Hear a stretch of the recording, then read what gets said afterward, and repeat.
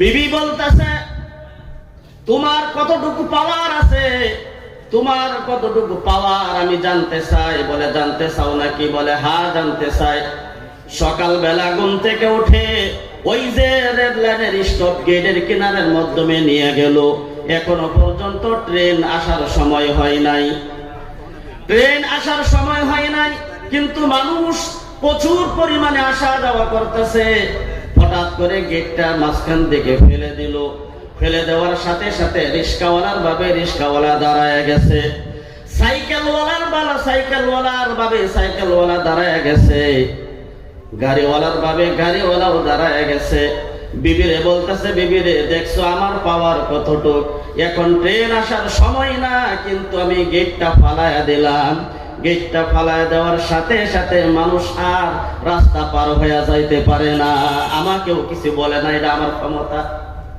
কিছুক্ষণ পর রাজধানী ট্রেন আসতেছে, বলতেছে এই যে একটা স্টপ, এই স্টপের মাধ্যমে রাজধানী ট্রেন খাড়া হওয়ার কথা না, কিন্তু আমি তাকে দাঁড় করায় তোমাকে আমার ক্ষমতা দেখাইবো।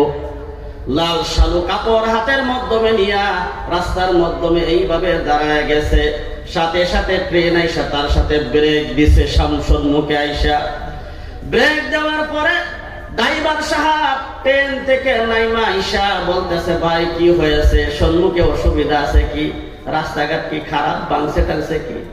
বলে না, কিচ্ছু ভাঙছে টাংছে না, আমার পাওয়ার দেখাইবার কারণে, আমার বউ মানে না আমার যে পাওয়ার অতটুকু আছে, তারে দেখাইবার কারণে আমি ট্রেনটা খাড়া করছি।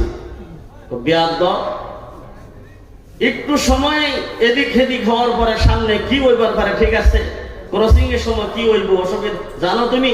ওই জোরে এক থাপ্পড় দিছে তার গালের মধ্যে, দেহাইরা ট্রেন ছেড়ে গেছে। বউ জিজ্ঞাসা করলো, তোমার এত ক্ষমতা, তোমার এত পাওয়ার, কিন্তু তোমাকে আমার সম্মুখে থাপ্পড় মারছে, তুমি কিছুই বলো নাই। বলে আমি আমার পাওয়ার দেখাইছি, সে তার পাওয়ার দেখাইছে। মুসলমানদের দশাই হয়ে গেছে এটা, যার দিন মতনে যার যে পাওয়ার দেখাইতেছে। বন্ধুগণ, এই যে বর্তমান সময়ের মাধ্যমে একটা ঘটনা যে আমাদের সম্মুখে ঘটতেছে, মুসলমান সবাই কনফিউজ হয়ে গেছে কোন দলের মধ্যে যাবে। ওলামায়ে শূরার মাধ্যমে থাকবে না সাতপন্থীর মধ্যে থাকবে? ওইখানে অসুবিধা না? সাতপন্থীরা আওয়ামুন নাস যারা আছেন, যারা ইসলাম বুঝে না, দিন বুঝে না, তারা তাদের মতনে আশেক হয়া তারা তাদের মতনে তাবলীগকে সাইজ করতেছে। উলামায়ে শূরার মাধ্যমে আউলামায়ে কেরাম ভালো রাস্তার মাধ্যমে ডাকতেছেন, কিন্তু আওয়ামুন নাস বুঝে না বলে আমরা বহুদিন আশিক হয়ে গেছি। বন্ধুগণ, একটাই মাত্র ইজতেমা হয়তো, এবার একটা কসুয়া আর একটা তেজপুর, দুইটা দুই ভাগে বিভক্ত হয়ে গেছে। আল্লাহ তাআলা বলেন, আল্লাহ তাআলা কি বলছে? মুসলমান মুমিন বান্দা শুধুমাত্র কেবলমাত্র কামিয়াব। আমার বন্ধুগণী, সূরা মুমিনের শানে নুজুলের মাধ্যমে আল্লাহ তাআলা এই আয়াতের মাধ্যমে কি বলেছেন? যে কামিয়াব ঈমান বান্দা কামিয়াব। তাহলে মুফাসসিরিনে কেরাম তাফসীর ইবনে কাসিরের মাধ্যমে মুমিনের 7টি গুরুত্বপূর্ণ বিষয় বয়ান করেছে। যে নিজেকে মুমিন মনে করে যে আমি একজন মুমিন মুসলমান, তাহলে তার ভিতরে 7টি বিষয়, 7টি গুণ থাকতে হইব। মুমিনের 7টি গুণ লেখছে, قد أفلح المؤمنون الذين هم في صلاتهم خاشعون। قد أفلح المؤمنون, মুমিন ইমানদার কামিয়াব। তাহলে ইমানদারের গুরুত্বপূর্ণ 7টি বিষয় লেখছে বর্তমান। 1 নাম্বার বিষয় হলো মুমিন কাকে বলে, মুমিন কাকে বলে, কামিয়াব কাকে বলে।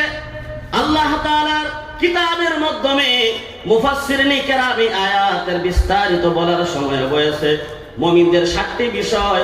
তার মাধ্যমে 1 নম্বর বিষয় হলো মুমিন তাকেই বলে যে নাকি নামাজ বিনয়ের সাথে নামাজ আদায় করে। নামাজ বিনম্রভাবে নামাজ আদায় করে।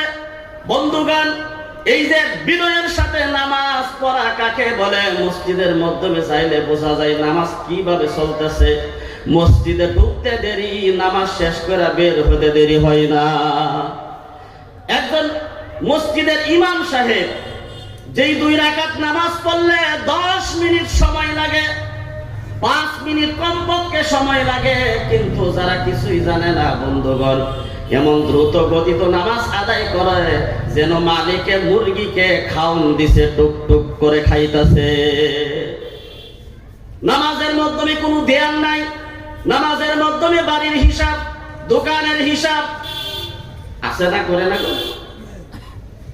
ইমাম সাহেব নামাজের মাধ্যমে 4 রাকাত নামাজের মাধ্যমে 3 রাকাত করে সালাম ফিরায় ফেলাইছে।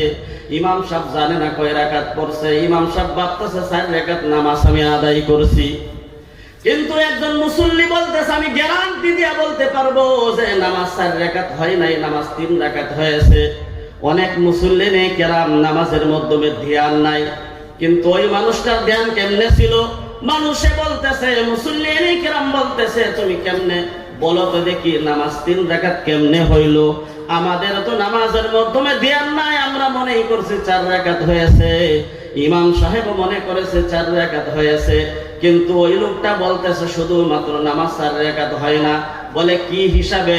বলে আমার 3টা ব্যবসা আছে, 3টা বিজনেস, 4টা ব্যবসা আছে, 4টা ব্যবসার বিজনেসের ব্যবসার দোকানের হিসাব আমি 4 রাকাত নামাজের মাধ্যমে করি, হিসাব করার আমার সময় নাই, এই কারণে নামাজের মাধ্যমে আমি হিসাবটা করে নেই। 2-3টা দোকানের হিসাব আমি শেষ করলাম, এখনো পর্যন্ত একটি দোকানের হিসাব বাকি রয়ে গেছে। দেখছেন নামাজের অবস্থা? আল্লাহর নবী সাল্লাল্লাহু আলাইহি ওয়াসাল্লাম মসজিদে নববীর মাধ্যমে বসা, বন্ধুগণ, একজন মুরব্বী সাহাবা আয়েশা নামাজ আদায় করে, দ্রুত গতিত নামাজ আদায় করে নবীর খিদমতের মাধ্যমে হাজির হয়ে গেছে।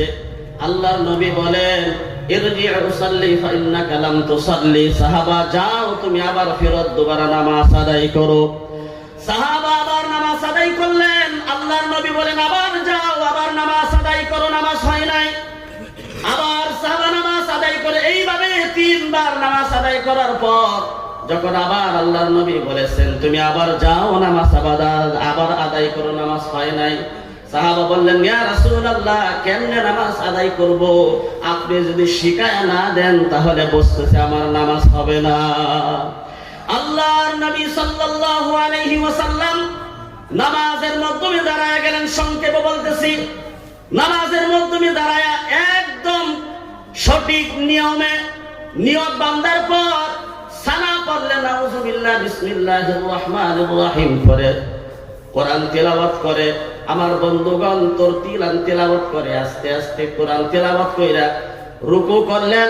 রুকুর মাধ্যমে যতটুক সময় সামি আল্লাহু লিমান হামিদা রব্বানা লাকাল হামদ হামদান কাসীরান তাইয়িবান মুবারাকান ফি, রুকুর মাধ্যমে যতটুক সময় দাঁড়ায় আবার অতটুক সময়, আবার সিজদার মাধ্যমে যতটুক সময়, 2 সিজদার মাঝখানে বসা অতটুক সময়, আবার সিজদার মাধ্যমে, এইভাবে 1 রাকাত নামাজ পড়িয়া আল্লাহর নবী সাহাবাকে বলতে, সাহাবায়ে কেরাম শুনো, এইভাবে নামাজ পড়া লাগবে।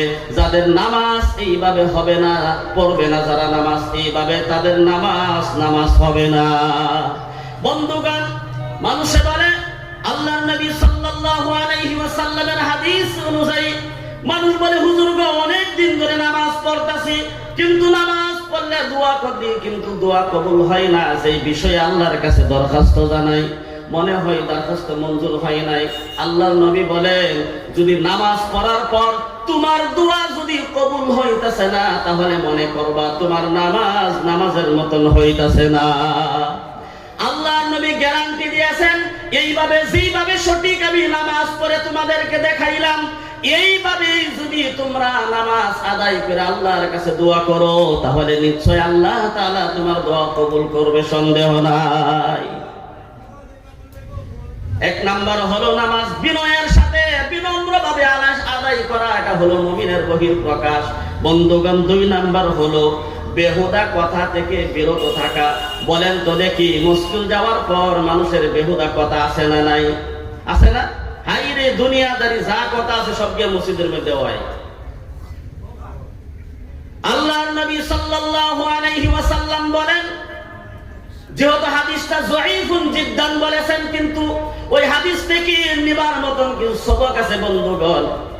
এই হাদিসের মধ্যে আল্লাহর নবী সাল্লাল্লাহু আলাইহি ওয়াসাল্লাম বলেন, ইউশাকু ইয়াতি আলান নাসি জামানুন, এমন একটা সময় আসবে লা ইয়াবকা মিনাল ইসলাম ইল্লা ইসমুহু, লা ইয়াবকা মিনাল ইসলাম ইল্লা ইসমুহু, ইসলাম থাকবে শুধু নামে, কিন্তু কাজে কর্মে ইসলাম পাওয়া যাবে না।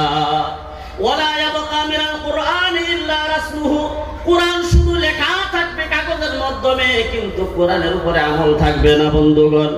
আল্লাহর নবীর কথা অনুযায়ী কত বছর আগে আল্লাহর নবী কথাগুলো বলেছেন, আজকে ওই কথাগুলো আমরা বাস্তব জবানের মাধ্যমে দেখতে পাইতেছি। কথা ঠিক কিনা? বেহুদা কথা থেকে বিরত থাকা। যে মুমিন বেহুদা কথা বলবে তাহলে বোঝা গেল সে মুমিনের মাধ্যমে পড়ে না।